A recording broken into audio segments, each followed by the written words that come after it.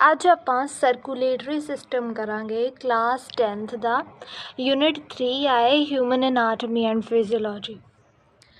ਸਭ ਤੋਂ ਪਹਿਲਾਂ ਤੇ ਆਪਾਂ ਸਿਲੇਬਸ ਵਾਈਜ਼ ਚੱਲਣਾ, ਕਿਉਂਕਿ ਇਹ ਤੁਹਾਡੀ ਬੋਰਡ ਦੀ ਕਲਾਸ ਹੈ ਤਾਂ ਤੁਹਾਨੂੰ ਸਿਲੇਬਸ ਵਾਈਜ਼ ਚੱਲਣਾ ਬਹੁਤ ਜ਼ਰੂਰੀ ਹੈ।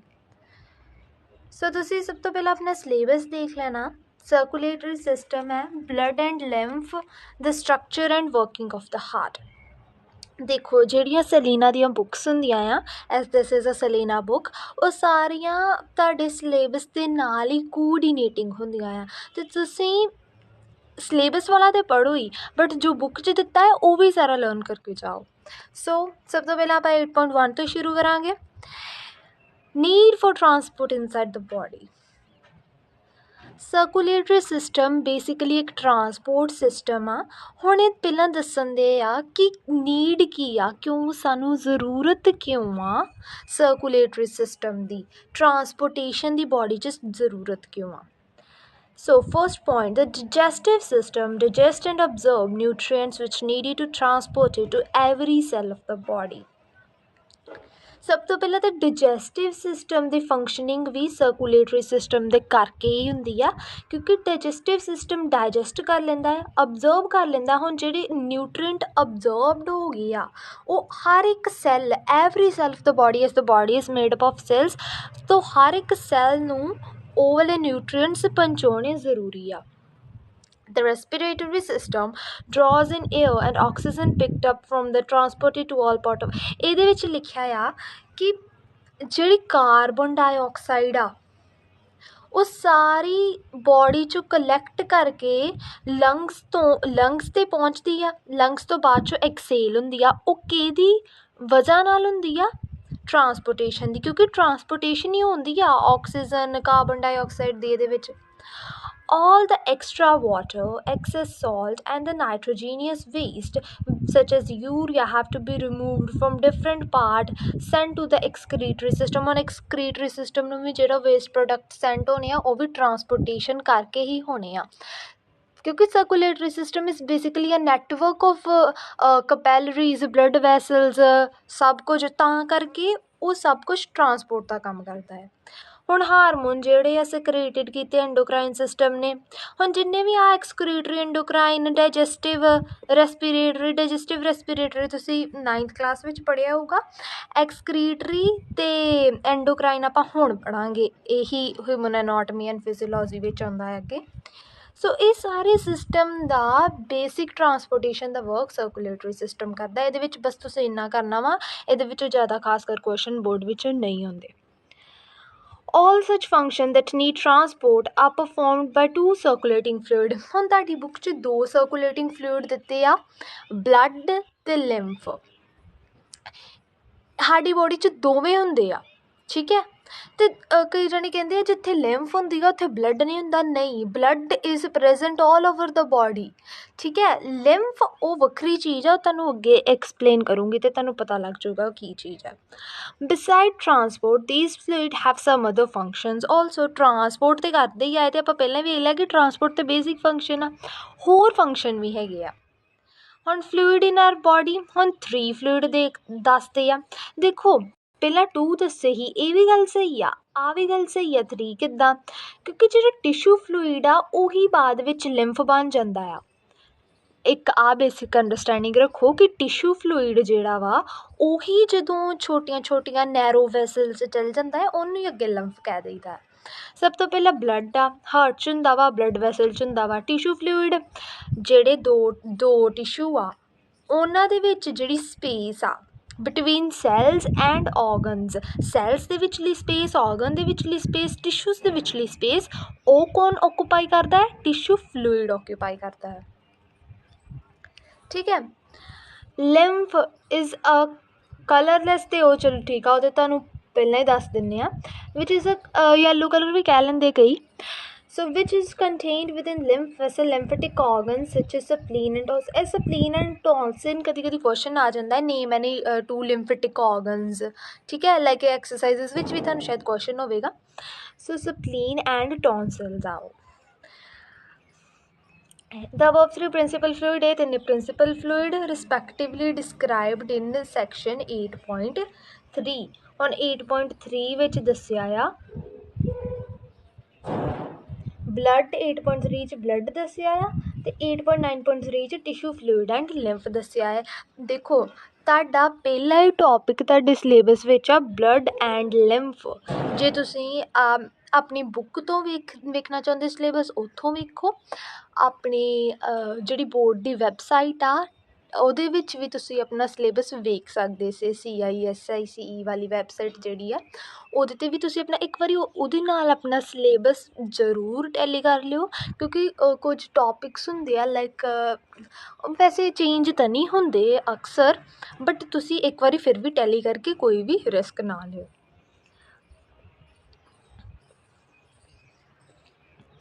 ਬਹੁਤ ਸੌਖੇ ਚੈਪਟਰ ਆ, ਕੁਝ ਡਰਨਾ ਨਹੀਂ ਆ, ਬਸ ਰਿਵੀਜ਼ਨ ਕਰੋਗੇ ਐਂਡ ਐਵਰੀਥਿੰਗ ਇਜ਼ ਪੋਸੀਬਲ।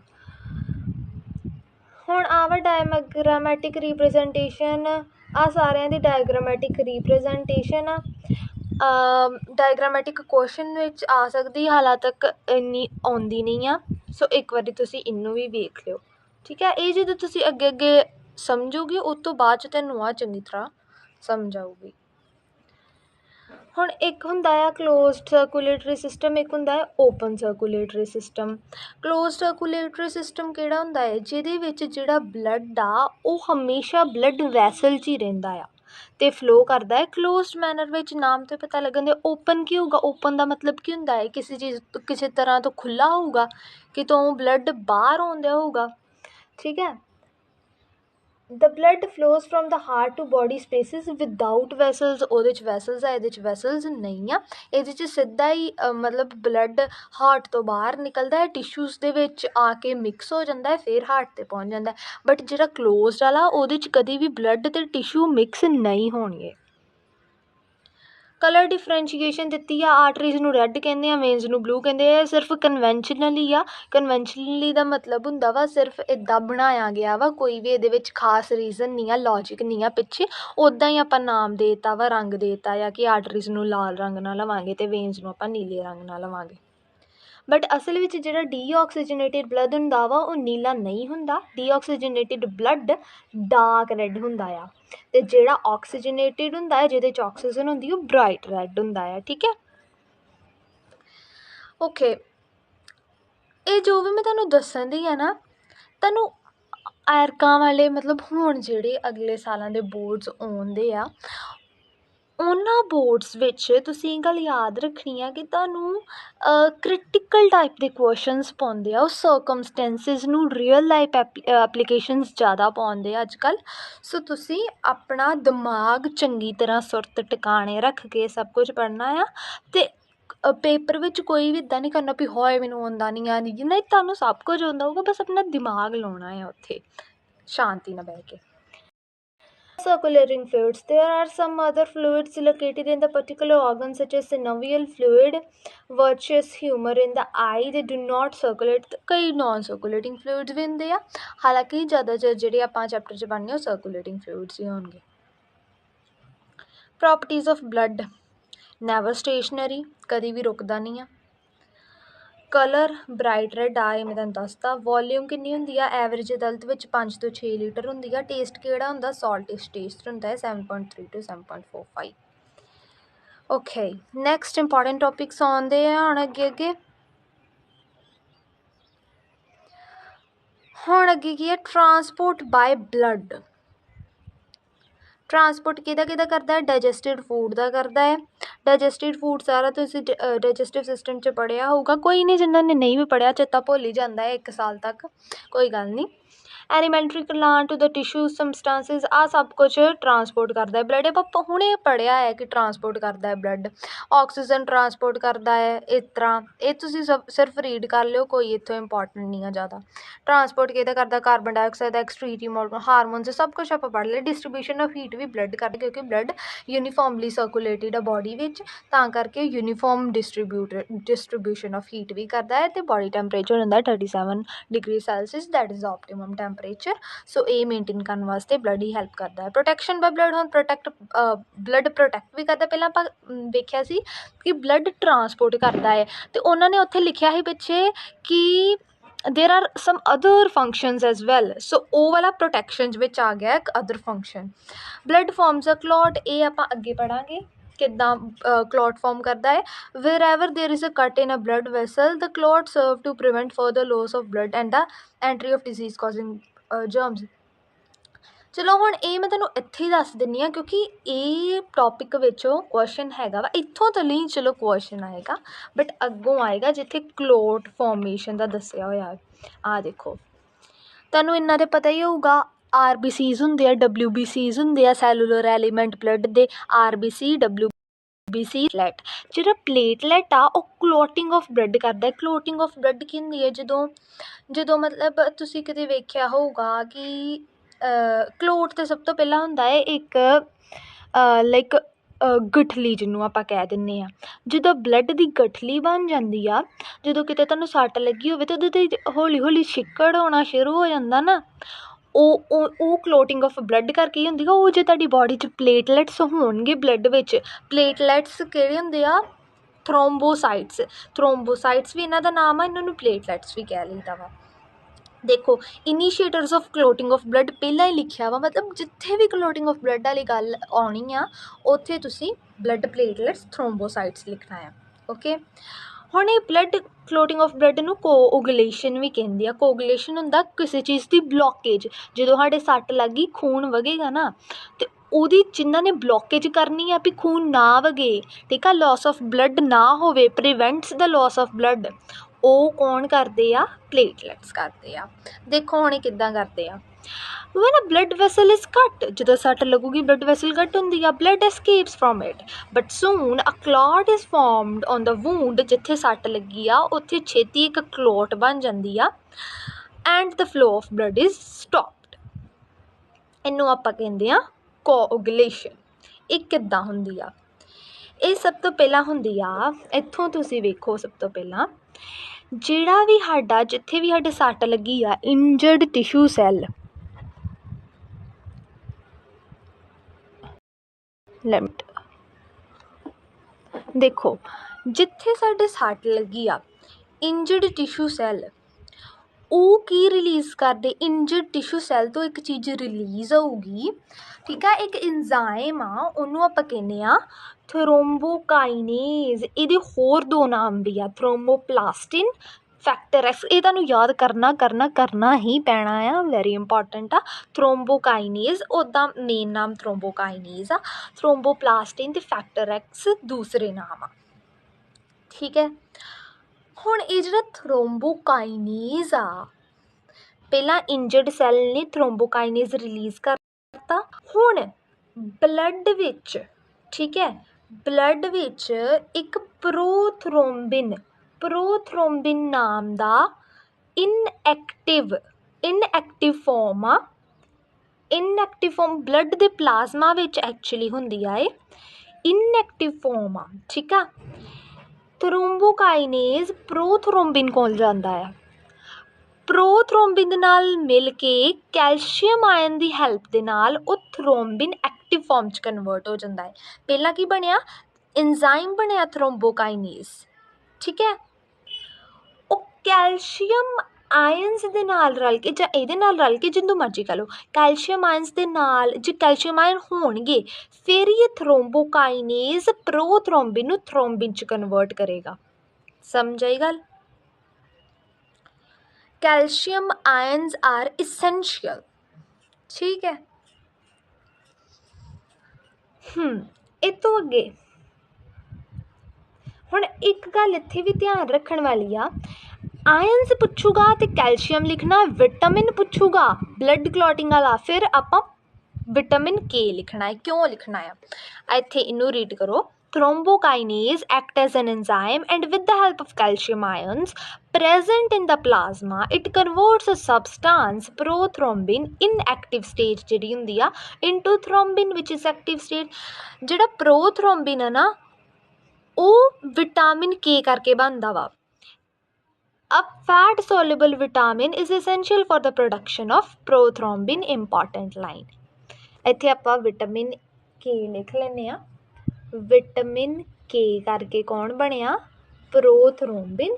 ਫਿਰ ਪ੍ਰੋਥਰੋਮਬਿਨ ਨੂੰ ਆ ਇੰਜ਼ਾਈਮ ਥਰੋਮਬੋਕਾਈਨੇਜ਼ ਇੰਜ਼ਾਈਮ ਨੇ ਕੈਲਸ਼ੀਅਮ ਆਇਨਸ ਦੀ ਹੈਲਪ ਦੇ ਨਾਲ ਥਰੋਮਬਿਨ 'ਚ ਕਨਵਰਟ ਕਰਤਾ। ਥਰੋਮਬਿਨ ਇਜ਼ ਐਨ ਐਕਟਿਵ ਫੋਰਮ। ਹੁਣ ਇਹ ਜਿਹੜੀ ਥਰੋਮਬਿਨ ਆ ਨਾ, ਇਹ ਫਾਈਬਰਿਨੋਜਨ ਕੋ ਗਈ। ਹੁਣ ਆਖੋ ਫਾਈਬਰਿਨੋਜਨ ਕੀ ਚੀਜ਼ ਆ? ਫਾਈਬਰਿਨੋਜਨ ਜਿਹੜੀ ਆ ਉਹ ਵੀ ਵੀ ਬਲੱਡ ਪਲਾਜ਼ਮਾ 'ਚ ਹੀ, ਵੀ ਬਲੱਡ ਪਲਾਜ਼ਮਾ 'ਚ ਹੀ, ਠੀਕ ਹੈ। ਇਹ ਸੋਲੂਬਲ ਆ ਫਾਈਬਰਿਨੋਜਨ। 2 ਮਿੰਟ। ਆ ਵੇਖੋ, soluble fibrinogen helps in clotting of blood.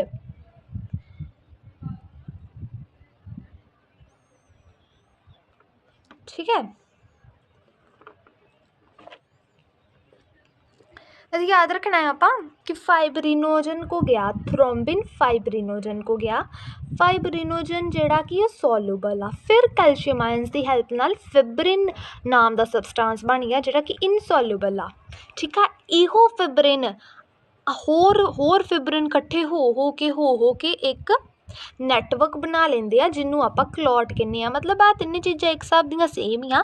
सब तो पहला पर फाइबरिन बनी, फिर एक स्टिकी नैटवर्क बनया। इत्थे याद रखने वाली ये गल आ कि फाइबरिनोजन तो बाद जो फिब्रिन बनया, oh my god I didn't see this, sorry फिर तो एक बार समझा दिंदी आ। विटामिन के इसेंशियल सी प्रोथ्रोम्बिन वास्ते। थ्रोम्बिन कैल्शियम आयन्स के नाल रल के थ्रोम्बिन बनाया एक्टिव। फिर फाइबरिनोजन के नाल रल के कैल्शियम आयन्स की मदद के नाल फिब्रिन बनया जिहड़ा कि इनसोलूबल आ। ये सोलूबल आ, ये इनसोलूबल आ। ठीक है, फिर इस तो बाद चो बनया एक स्टिकी नैटवर्क जिहड़ा कि फिब्रिन दे नाल मिला के बनया वा। हुण जे स्टिकी नैटवर्क दे नाल RBCs रैड ब्लड सैल्स जुड़ जान तो फिर क्लॉट बनूगा थ्रोम्बस, जिहड़ी आपां सट दे उत्ते छीकड़ नूं कहने आ। ठीक है, आ सारा तुसीं याद रख लेना है, आ सारा कुछ याद रखना है तुसीं। हुण आज इत्थों आ भी दस दिंदे आ fate of clotting in blood की होया सी। ब्लड विच सैल्स हुंदे, कॉर्पसल्स मतलब सैल्स, प्लाज्मा हुंदा है ब्लड विच।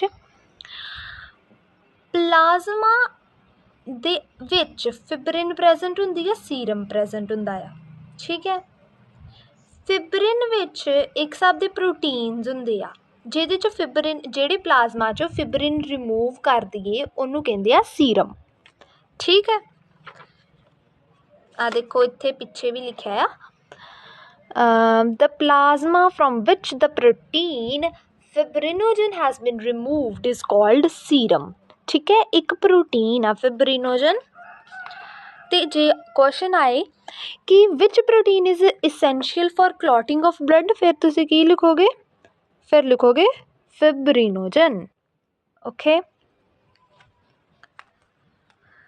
तो ब्लड सैल्स आ किहड़े सैल्स हो गए थे? RBC सैल हो गए, RBC सैल। RBCs दे नाल फिब्रिन जो मिल गई तो की बन गया? क्लॉट बन गई। RBCs दे नाल फिब्रिन मिली तो क्लॉट बन गई। ओके, सो नेक्स्ट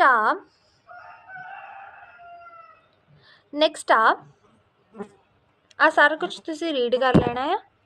इत्थे भी दिता आ, इत्थे आ बनाई है डायग्राम, ये भी तुसी देख लेनी है। सब तो पहला वैसल डैमेज हुई आ। ठीक है, फिर बाद चो आ सारा कुछ होया होगा। थ्रोम्बोकाइनेज पहला एंजाइम रिलीज़ होया, फिर थ्रोम्बोकाइनेज ने प्रोथ्रोम्बिन कोल गया। प्रोथ्रोम्बिन इनएक्टिव स्टेज आ। प्रोथ्रोम्बिन किहदे नाल बनिया? विटामिन के नाल बनिया। प्रोथ्रोम्बिन दे नाल कैल्शियम आयन मतलब ऐड नहीं कह सकते, मदद की कैल्शियम आयन ने। देखो भाई, एक एंजाइम इहो जी चीज़ होंदी है जिहड़ी कैटालाइज करदी है एक रिएक्शन नूं, मतलब इनक्रीज़ करदी है, डिक्रीज़ करदी है। हुण ਇਹ ਇੰਜ਼ਾਈਮ ਹੈ ਇੱਕ ਹਿਸਾਬ ਦਾ, ਇਹਨੇ ਪ੍ਰੋਥਰੋਂਬਿਨ ਨੂੰ ਐਕਟਿਵ ਫਾਰਮ 'ਚ ਕਨਵਰਟ ਕਰਨ ਦਾ ਇਹ ਇੰਜ਼ਾਈਮ ਦਾ ਕੰਮ ਆ। ਫਿਰ ਥਰੋਂਬਿਨ ਦਾ ਕੀ ਹੋਇਆ, ਥਰੋਂਬਿਨ ਫਿਰ ਬਾਅਦ 'ਚੋਂ ਫਿਬਰਿਨੋਜਨ ਕੋਲ ਗਿਆ, ਫਿਬਰਿਨੋਜਨ ਨੇ ਕੈਲਸ਼ੀਅਮ ਆਇਨਸ, ਫਿਰ ਤੋਂ ਕੈਲਸ਼ੀਅਮ ਆਇਨ ਦੋਵਾਂ ਥਾਵਾਂ 'ਤੇ ਆਏ ਆ। ਫਿਰ ਬਾਅਦ ਵਿੱਚ ਫਿਬਰਿਨ ਬਣ ਗਿਆ ਜਿਹੜਾ ਕਿ ਇਨਸੋਲੂਬਲ ਹੈ, ਇਹ ਸੋਲੂਬਲ ਹੀ।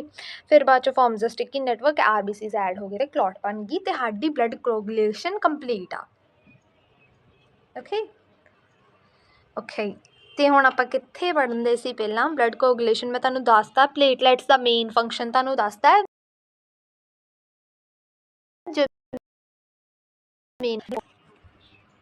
मोस्ट इम्पॉर्टेंट क्वेश्चन आ प्रीवियस ईयर च आस्क्ड भी है। नेक्स्ट प्रोटेक्शन बाय ब्लड की आ, further loss of prevent further clot की करती, फंक्शन ऑफ क्लॉट आऊगा, फंक्शन ऑफ क्लॉट वैसे आता नहीं है फिर भी रीड कर सकते जे, एंट्री भी डिजीज कॉजिंग जर्म की प्रिवेंट करती, फर्दर लॉस ये पर तुसी प्लेटलैट्स का फंक्शन आऊगा फिर भी लिख सकते जे तुसी आ वाली चीज़ भी platelets serve as protection. It white blood corpuscles protect the body from disease causing इनफेल, ये वाइट ब्लड दे वाइट ब्लड सैल का फंक्शन दिता वा, आ भी वाइट ब्लड सैल का ही फंक्शन आ, produce antitoxin and antibodies. Next blood किहदे चीज़ां नाल बनिया हुंदा आ, ब्लड बनिया हुंदा है जी प्लाज्मा ते सैलूलर एलीमेंट्स का, सैलूलर एलीमेंट्स नूं कॉर्पसल्स भी पिछे कहा गया आ, इत्थे कॉर्पसल्स ते प्लाज्मा, ठीक है। ये आपां तुहानूं पहलां ही दस दिता आ किद्दां बनिया हुंदा ब्लड। हुण देखो प्लाज्मा की आ, फ्लूइड पार्ट आ, सैलूलर एलीमेंट्स की होए, सैल होए। हुण प्लाज्मा वेखदे हां अगे, plasma is a light yellow coloured alkaline liquid, alkaline मतलब बेसिक आए, लाइट येलो कलर्ड आ, वाटर आ इहदे विच आ, इहदी कंपोजिशन आ याद कर लिओ। दैन ऑर्गेनिक सबसटांसिस सोडियम हुंदा, इन आ जिहड़े ही ਇਹਦੀ ਕੰਪੋਜੀਸ਼ਨ ਆ, ਹੁਣ ਦੱਸਣ ਦੇ ਇਨऑर्गेनिक 1% ਜਿਹੜੇ ਆ ਉਹਨਾਂ 'ਚ ਕੌਣ ਕੌਣ ਆਉਂਦਾ ਹੈ, ਸੋਡੀਅਮ ਕਲੋਰਾਈਡ ਹੁੰਦਾ, ਸੋਡੀਅਮ ਬਾਈਕਾਰਬੋਨੇਟ ਹੁੰਦਾ ਆ। ਸਬਸਟਾਂਸਿਸ ਹੋਰ ਵੀ ਸਬਸਟਾਂਸਿਸ ਹੈਗੇ ਆ, ਅਦਰ ਸਬਸਟਾਂਸਿਸ ਦੀ ਹੁਣ ਕੰਪੋਜੀਸ਼ਨ ਦੱਸਣ ਦੇ ਆ ਜਿਹੜੀ ਕਿ ਟਰੇਸਿਸ 'ਚ ਪ੍ਰੈਜੈਂਟ ਆ, ਉਹ ਵਾ glucose, amino acid, fibrinogen, hormones, urea. ਇੱਥੇ ਫਾਈਬਰੀਨੋਜਨ 'ਤੇ ਤਾਰਾ ਕਿਉਂ ਲਾਇਆ ਵਾ, ਕਿਉਂਕਿ ਫਾਈਬਰੀਨੋਜਨ ਇੱਕ ਪ੍ਰੋਟੀਨ ਆ ਜਿਹੜਾ ਕਿ ਹੈਲਪ ਇਨ ਬਲੱਡ ਕਲੌਟਿੰਗ ਆ, ਸੋ ਤਾਂ ਕਰਕੇ ਸੋਲਿਊਬਲ प्रोटीन है जोड़ा कि हेल्प इन ब्लड क्लॉटिंग है, करके इत्थे तारा लाया वा कि ये इंपॉर्टेंट आ सकता वा। The plasma from which the protein fibrinogen has been removed is called serum. देखो भाई प्लाज्मा जोड़ा वा उहदे विच हुणे आपां पढ़िया कि प्रोटीन आ जोड़ा फिब्रिनोजन आ एक सीरम आ, मैं तुहानूं पहलां भी दसता भी जिथों फिब्रिन रिमूव कर दांगे तो फिर सीरम ही बच गया, ठीक है। ਉਹੀ ਇੱਥੇ ਲਿਖਿਆ ਆ, plasma from which protein fibrinogen has been removed is called serum. The next cellular elements ਕਰਨੇ ਆ, ਸੈਲੂਲਰ ਐਲੀਮੈਂਟਸ ਦੇ ਬੇਸਿਕਲੀ ਫੰਕਸ਼ਨਸ ਪੁੱਛ ਸਕਦੇ ਆ ਉਹ, ਠੀਕ ਆ। ਸੋ ਕਿਹੜੇ ਕਿਹੜੇ ਸੈਲੂਲਰ ਐਲੀਮੈਂਟ ਆ, ਐਰੀਥਰੋਸਾਈਟ, ਲੀਕੋਸਾਈਟ, ਥਰੋਮਬੋਸਾਈਟ। ਓਕੇ ਐਰੀਥਰੋਸਾਈਟ ਕੀ ਕਰਦੇ ਆ, oxygen carriers, which blood cells are the oxygen carriers, erythrocyte. ਮਨਿਊਡ ਬਾਈ ਕਨਕੇਵ ਹੁੰਦੇ ਆ, flat in the centre and thick and rounded at the periphery, centre 'ਚ ਫਲੈਟ ਆ ਅਤੇ ਥਿਕ ਐਂਡ ਰਾਊਂਡਿਡ ਆ ਪੈਰੀਫਰੀ ਮਤਲਬ ਆਊਟਰ ਸਰਫੇਸ ਤੋਂ, ਬਾਊਂਡਰੀਜ਼ ਤੋਂ। ਵਾਈਟ ਬਲੱਡ ਸੈਲਸ ਆ, ਸਟੇਨਡ ਆ ਵਾਈਟ ਬਲੱਡ ਸੈਲ ਦੀ ਅੱਗੇ ਆ ਟਾਈਪਸ ਆ, ਇੰਪੋਰਟੈਂਟ ਆ, ਇਹ ਸਾਰੀਆਂ ਅੱਗੇ ਵੀ ਆਊਗੀਆਂ, ਉਹ ਮੈਂ ਤੁਹਾਨੂੰ ਦੱਸ ਦਿੰਦੀ ਹਾਂ ਅੱਗੇ। ਅੱਛਾ ਪਹਿਲਾਂ ਤਾਂ ਆਪਾਂ ਰੈੱਡ ਬਲੱਡ ਸੈਲਸ ਹੀ ਕਰ ਲਈਏ। ਵੈਰੀ ਸਮੋਲ ਉਹਨਾਂ ਦਾ ਸਾਈਜ਼ ਦਿੱਤਾ ਵਾ, ਬੇਸਿਕ ਜਨਰਲੀ ਸਾਈਜ਼ ਨਹੀਂ ਪੁੱਛਿਆ ਜਾਂਦਾ ਬਟ ਫਿਰ ਵੀ ਰੀਡ ਕਰੋ, ਆ ਵੀ ਰੀਡ ਕਰ ਲਿਓ। Small plus size, largest area make them efficient for observing, ਇਹ ਸਭ ਕੁਝ ਨਾ ਇੱਥੇ ਆਏਗਾ। ਆ ਇਹ ਇੰਪੋਰਟੈਂਟ ਆ, ਇਹ ਇੱਥੋਂ ਕੁਐਸਚਨ ਆ ਸਕਦੇ, ਇੱਥੋਂ ਕੁਐਸਚਨ ਆਉਂਦੇ ਹੀ ਹੁੰਦੇ ਆ, ਇਹ ਮੈਂ ਤੁਹਾਨੂੰ ਦੱਸਦੀ ਹਾਂ ਹੁਣੇ ਕਿਉਂਕਿ ਇਹ ਵੀ ਰੈੱਡ ਬਲੱਡ ਸੈਲਸ 'ਤੇ ਹੀ ਆ। ਹੀਮੋਗਲੋਬਿਨ ਫਿਰ ਬਾਅਦ 'ਚੋਂ ਆਪਾਂ ਦੱਸਣਾ ਆ, ਲਾਈਫ ਐਂਡ ਡੈਥ ਦੱਸਣੀ ਆ, ਠੀਕ ਆ। ਇਹ ਵੀ ਇੰਪੋਰਟੈਂਟ ਆ, ਇੱਥੋਂ ਮੈਂ ਦੱਸਦੀ ਹਾਂ ਹੁਣ। ਸਭ ਤੋਂ ਪਹਿਲਾਂ ਤਾਂ ਆ ਕਰ ਲਈਏ ਜਿਹੜਾ ਮੋਸਟ ਇੰਪੋਰਟੈਂਟ ਆ। ਇਸ ਵੀਡੀਓ ਵਿੱਚ ਮੈਂ ਤੁਹਾਨੂੰ ਮੋਸਟ ਇੰਪੋਰਟੈਂਟ ਦੱਸਣ ਦੇ ਜਦੋਂ ਕੁਐਸਚਨ ਆਉਣੇ ਹੀ ਆਉਣੇ ਆ, ਠੀਕ ਆ। ਮੋਸਟ ਇੰਪੋਰਟੈਂਟ ਤਾਂ ਦੱਸਣ ਹੀ ਦਈ ਆ, ਬਾਕੀ ਨਾਲ ਨਾਲ ਸਾਰਾ ਚੈਪਟਰ ਵੀ ਪੜ੍ਹਾਉਂਦੀ ਹਾਂ ਕਿਉਂਕਿ फिर भी ਇਹ ਰੀਡ ਕਰਕੇ ਜਾਵਾਂਗੇ ਸਾਡੇ ਵਾਸਤੇ ਹੀ ਵਧੀਆ ਆ, ਭਾਵੇਂ ਉਹ 'ਚ ਕੁਐਸਚਨ ਨਾ ਵੀ ਆਏ ਫਿਰ ਵੀ ਕਰਕੇ ਤੇ ਜਾਵਾਂਗੇ ਹੀ ਨਾ। ਅੱਛਾ, ਅਤੇ ਜੇ ਤੁਹਾਡੇ ਕੋਲ ਟਾਈਮ ਨਹੀਂ ਹੈਗਾ ਇੰਨਾ, ਠੀਕ ਆ, ਵੇਸਟ ਕਰ ਲੈਂਦੇ, ਮੈਨੂੰ ਪਤਾ ਬਹੁਤ ਬੱਚੇ ਵੇਸਟ ਕਰ ਲੈਂਦੇ, ਮੈਂ ਵੀ ਵੇਸਟ ਕਰਦੀ ਸੀ ਬਹੁਤ, ਅਤੇ ਵੇਸਟ ਹੋ ਹੀ ਜਾਂਦਾ ਆ, ਬਟ ਆਪਣੇ ਆਪ ਨੂੰ ਕੰਟਰੋਲ ਕਰਨਾ ਸਿੱਖੋ। ਕੋਈ ਨਹੀਂ, ਜਿੰਨੇ ਵੇਸਟ ਕਰ ਲਿਆ ਨਾ, ਹੁਣ ਜੋ ਮੈਂ ਇੰਪੋਰਟੈਂਟ ਦੱਸਣ ਦੀ, ਕਮ ਸੇ ਕਮ ਉਹ ਤਾਂ ਯਾਦ ਕਰੇ। ਅੱਛਾ, ਆ ਯਾਦ ਕਰਨਾ ਹੈ ਤੁਸੀਂ, ਰੈੱਡ ਬਲੱਡ ਸੈੱਲ 'ਚ ਨਿਊਕਲੀਅਸ ਵੀ ਨਹੀਂ ਹੁੰਦਾ, ਮਾਈਟੋਕੌਂਡਰੀਆ ਵੀ ਨਹੀਂ ਹੁੰਦਾ, ਐਂਡੋਪਲਾਜ਼ਮਿਕ ਰੈਟੀਕੂਲਮ ਵੀ ਨਹੀਂ ਹੁੰਦਾ। ਹੁਣ ਪੁੱਛੋ ਕਿਉਂ ਨਹੀਂ ਹੁੰਦਾ? ਨਿਊਕਲੀਅਸ ਕਿਉਂ ਨਹੀਂ ਹੁੰਦਾ? ਜੇ ਨਿਊਕਲੀਅਸ ਨਾ ਹੋਵੇ, ਨਿਊਕਲੀਅਸ ਵੀ ਹੁਣ ਸਪੇਸ ਘੇਰਦਾ ਆ ਨਾ, ਨਿਊਕਲੀਅਸ ਵਿੱਚੋਂ ਕੱਢਤਾ, ਠੀਕ, ਅਤੇ ਸਪੇਸ ਹੁਣ ਘੱਟ ਘੇੜੂਗਾ ਇੱਕ ਸੈੱਲ। ਆਹ ਦੇਖੋ ਇਹਦੇ 'ਚ ਨਿਊਕਲੀਅਸ ਆ, ਇਹ ਨਿਊਕਲੀਅਸ ਕੱਢਤਾ ਆ, ਥੋੜ੍ਹੀ ਸਪੇਸ ਇਹਨੇ ਹੁਣ ਓਕੂਪਾਈ ਕੀਤੀ ਆ, ਇਹਨੇ ਵੀ ਥੋੜ੍ਹੀ ਕੀਤੀ ਆ, ਇਹਨੇ ਵੀ ਥੋੜ੍ਹੀ ਕੀਤੀ ਆ। ਹੁਣ ਇਹਦੇ ਵਿੱਚ ਇੱਕ ਹੋਰ ਸੈੱਲ ਪੈ ਸਕਦਾ ਕਿ ਨਹੀਂ? ਇਹ 'ਚ ਵੀ ਪੈ ਸਕਦਾ ਇੱਕ ਹੋਰ cell. More RBCs can be accommodated in the same space. ਅਤੇ ਇੱਕ ਹੋਰ ਗੱਲ ਆ, ਸਪੇਸ ਤਾਂ ਹੈਗਾ ਵਾ, ਸਪੇਸ ਵਾਲਾ ਪੁਆਇੰਟ ਤਾਂ ਹੈ ਵਾ, ਇੱਕ ਪੁਆਇੰਟ ਤੁਸੀਂ ਸਪੇਸ ਵਾਲਾ ਲਿਖੋਗੇ, ਦੂਸਰਾ ਪੁਆਇੰਟ ਕਿਹੜਾ ਲਿਖੋਗੇ?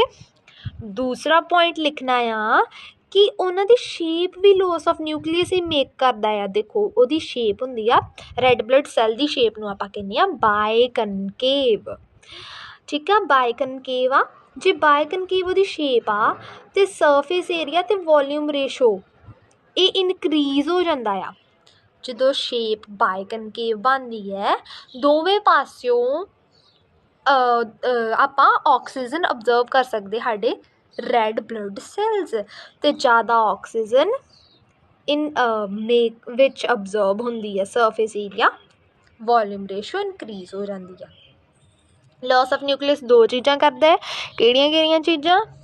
ਸਭ ਤੋਂ ਪਹਿਲਾਂ ਤਾਂ ਮੇਕਸ ਦ ਰੈੱਡ ਸੈੱਲਸ ਬਾਇਕਨਕੇਵ, ਅਤੇ ਸੈਕਿੰਡ ਆ more RBCs can be accommodated in the same space. Loss of mitochondria, ਇਹ ਕਿਉਂ? ਮਾਈਟੋਕੌਂਡਰੀਆ ਤੁਹਾਨੂੰ ਪਤਾ ਆ ਆਪਣੇ ਆਪ ਵਾਸਤੇ ਆਕਸੀਜਨ ਯੂਜ਼ ਕਰਦਾ ਹੈ, DNA ਵੀ ਮੇਕ ਕਰਦਾ ਹੈ। ਹੁਣ ਮਾਈਟੋਕੌਂਡਰੀਆ ਨਹੀਂ ਹੋਊਗਾ ਅਤੇ ਰੈੱਡ ਬਲੱਡ ਸੈੱਲਸ ਦਾ ਕੰਮ ਕੀ ਹੁੰਦਾ ਵਾ? ਕੈਰੀਅਰ ਆਫ ਆਕਸੀਜਨ, ਪਹਿਲੀ ਲਾਈਨ ਸੀ, ਦ ਆਕਸੀਜਨ ਕੈਰੀਅਰਸ। ਹੁਣ ਜੇ ਆਪ ਹੀ ਆਕਸੀਜਨ ਖਾ ਲਈ ਤਾਂ ਲੋਕਾਂ ਨੂੰ ਕੀ ਦਿਓਗੇ? ਠੀਕ ਆ, ਮਤਲਬ ਲੋਕਾਂ ਨੂੰ ਕਹਿਣ ਦਾ ਮਤਲਬ ਆ ਬਾਕੀ ਸੈੱਲਸ ਨੂੰ ਕੀ ਦਿਓਗੇ? Can not use oxygen for ਦੈਮਸੈਲਵਸ, ਤਾਂ ਕਰਕੇ ਮਾਈਟੋਕੌਂਡਰੀਆ ਨਹੀਂ ਹੁੰਦਾ ਵੀ ਉਹ ਆਪਣੇ ਵਾਸਤੇ ਹੀ ਆਕਸੀਜਨ ਯੂਜ਼ ਨਾ ਕਰ ਲੇ, ਅਤੇ ਦਸ ਆਲ ਦਾ ਆਕਸੀਜਨ ਇਜ਼ ਟਰਾਂਸਪੋਰਟਡ ਅਨਕਨਜ਼ਿਊਮਡ। ਓਕੇ, ਇੱਕ ਤਾਂ ਆਹ ਗੱਲ ਆ ਮਾਈਟੋਕੌਂਡਰੀਆ ਦੀ ਵੀ ਆਕਸੀਜਨ ਨਹੀਂ, ਦੂਸਰਾ ਗਲੂਕੋਜ਼ ਵੀ ਨਹੀਂ ਯੂਜ਼ ਕਰਦਾ। ਮਾਈਟੋਕੌਂਡਰੀਆ ਨਹੀਂ ਤਾਂ ਹੋਊਗਾ, ਗਲੂਕੋਜ਼ ਕੌਣ ਯੂਜ਼ ਕਰੂਗਾ? ਆਕਸੀਜਨ ਅਤੇ ਗਲੂਕੋਜ਼। ਇੱਥੇ ਦੋ ਚੀਜ਼ਾਂ ਯਾਦ ਰੱਖਣੀਆਂ, ਆਕਸੀਜਨ ਵੀ ਨਹੀਂ ਯੂਜ਼ ਕਰਦਾ ਅਤੇ ਗਲੂਕੋਜ਼ ਵੀ ਨਹੀਂ ਯੂਜ਼ ਕਰਦਾ। ਐਂਡੋਪਲਾਜ਼ਮਿਕ ਰੈਟੀਕੂਲਮ ਨਹੀਂ ਹੈਗਾ। ਐਂਡੋਪਲਾਜ਼ਮਿਕ ਰੈਟੀਕੂਲਮ ਦਾ ਤੁਸੀਂ ਫੰਕਸ਼ਨ ਪੜ੍ਹਿਆ ਹੋਊਗਾ, ਕੀ ਹੀ ਉਹਦਾ ਫੰਕਸ਼ਨ? ਮਕੈਨੀਕਲ ਸਪੋਰਟ ਵਗੈਰਾ ਕੁਛ ਹੈ ਹੀ ਨਾ ਐਂਡੋਪਲਾਜ਼ਮਿਕ ਰੈਟੀਕੂਲਮ ਦਾ ਫੰਕਸ਼ਨ, ਫਸਟ ਚੈਪਟਰ 'ਚ ਪੜ੍ਹਿਆ ਹੋਏਗਾ।